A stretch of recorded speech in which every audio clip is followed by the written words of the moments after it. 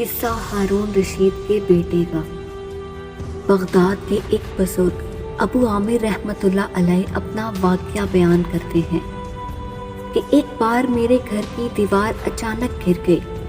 مجھے بڑی پریشانی لاحق ہوئی اور اسے دوبارہ بنوانے کے لیے کسی مزدور کی تلاش میں گھر سے نکلا اور چوراہے پر پہنچا۔ وہاں مختلف مزدوروں کو دیکھا جو کام کے انتظار میں بیٹھے تھے۔ ان میں ایک نوجوان بھی تھا جو سب سے الگ تھلگ کھڑا تھا۔ اس کے ایک ہاتھ میں تھیلا اور دوسرے ہاتھ میں تیشا تھا۔ میں نے اس نوجوان سے پوچھا، کیا تم مزدوری کرو گے؟ نوجوان نے جواب دیا، ہاں۔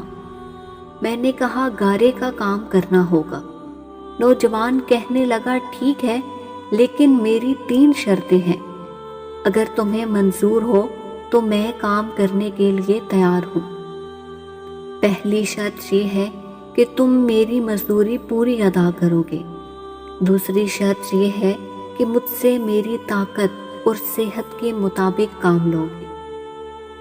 اور تیسری یہ ہے کہ نماز کے وقت مجھے نماز ادا کرنے سے نہیں روکو گے۔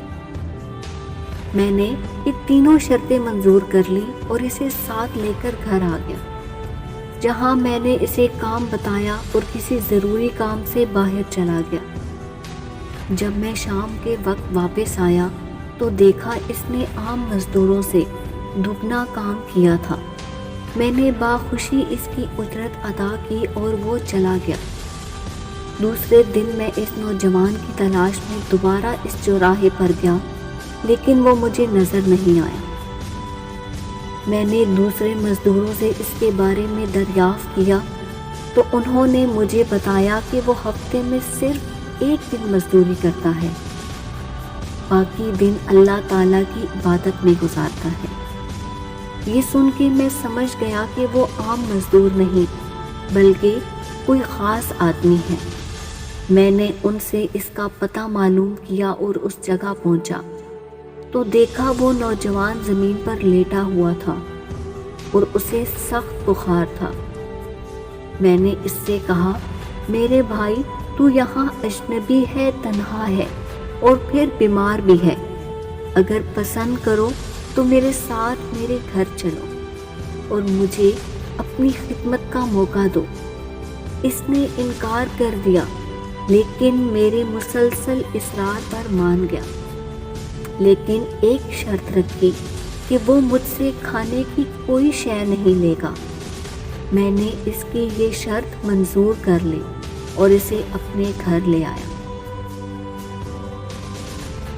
وہ 3 دن میرے گھر میں قیام پذیر رہا، لیکن اس نے نہ تو کسی چیز کا مطالبہ کیا اور نہ ہی کوئی چیز لے کر کھائی۔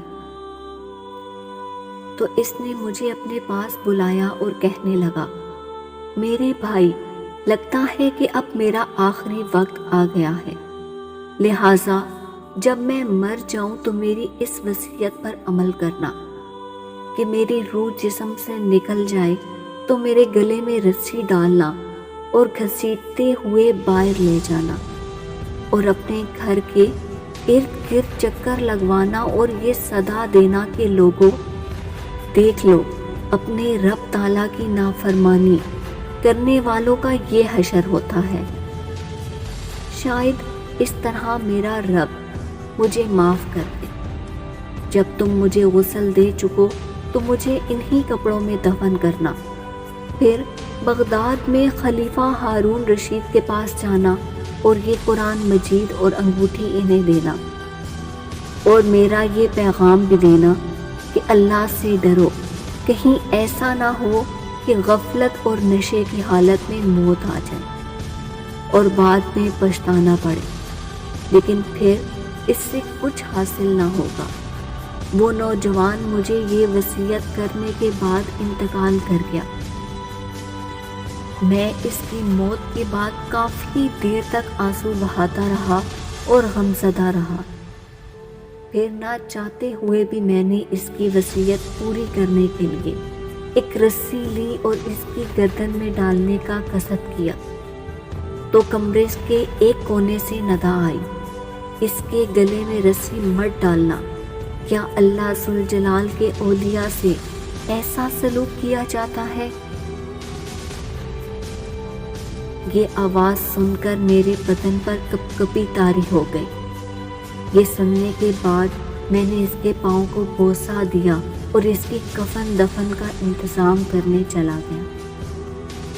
اس کی تدفین سے فارغ ہونے کے بعد میں نے اس کا قرآن پاک اور انگوٹھی لے کر خلیفہ کے محل کی جانب روانہ ہو گیا۔ وہاں جا کر میں نے اس نوجوان کا واقعہ ایک کاغذ پر لکھا اور محل کے داروغہ سے اس سلسلے میں بات کرنا چاہی، تو اس نے مجھے جھڑک دیا اور اندر جانے کی اجازت دینے کے بجائے اپنے پاس بٹھا لیا۔ آخر کار خلیفہ نے مجھے اپنے دربار میں طلب کیا اور کہنے لگا، کیا میں اتنا ظالم ہوں کہ مجھ سے براہ راست بات کرنے کے بجائے رکے کا سہارا لیا؟ میں نے عرض کی کہ اللہ تعالیٰ آپ کا اقبال بلند کرے، میں کسی ظلم کی فریاد لے کر نہیں آیا بلکہ ایک پیغام لے کے حاضر ہوا ہوں۔ خلیفہ نے اس پیغام کے بارے میں دریافت کیا تو میں نے وہ قرآن مجید اور انگوٹھی نکال کر اس کے سامنے رکھ دی۔ خلیفہ نے ان چیزوں کو دیکھتے ہی کہا، یہ چیزیں تجھے کس نے دی؟ میں نے عرض کی، ایک گارا بنانے والے مزدور نے۔ خلیفہ نے ان الفاظ کو 3 بار دہرایا اور رو پڑا۔ کافی دیر رونے کے بعد مجھ سے پوچھا، وہ گارا بنانے والا اب کہاں ہے؟ میں نے جواب دیا، وہ مزدور فوت ہو چکا ہے۔ یہ سن کر خلیفہ بے ہوش ہو کے گر گیا اور عصر تک بے ہوش رہا۔ میں اس دوران حیران و پریشان وہیں موجود رہا۔ پھر خلیفہ کو کچھ آفاقہ ہوا تو مجھ سے دریافت کیا، اس کی وفات کے وقت تم اس کے پاس تھے؟ میں نے اس بات میں سر ہلایا تو کہنے لگا، اس نے تجھے کوئی وصیت بھی کی تھی؟ میں نے اس نوجوان کی وصیت بتائی اور وہ پیغام بھی دے دیا جو اس نوجوان نے خلیفہ کے لیے چھوڑا تھا۔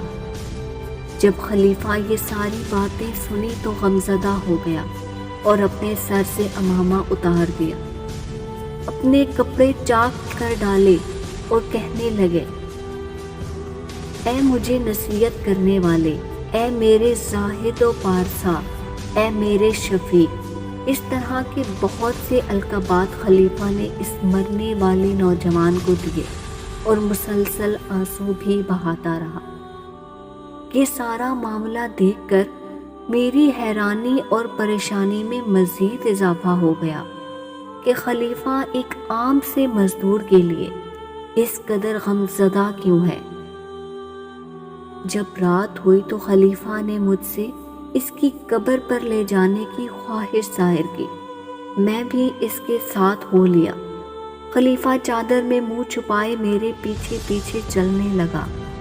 جب ہم قبرستان پہنچے تو میں نے ایک قبر کی طرف اشارہ کر کے کہا، علی جا، یہ اس نوجوان کی قبر ہے۔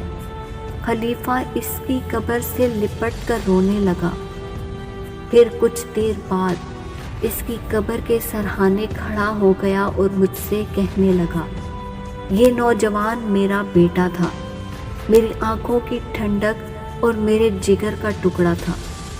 ایک دن یہ رقص و سرور کی محفل میں گم تھا کہ مکتب میں کسی بچے نے یہ آیت کریمہ تلاوت کی، کیا ایمان والوں کو ابھی وہ وقت شاد نہ آیا کہ ان کے دل جھک جائیں اللہ کی یاد کے لیے۔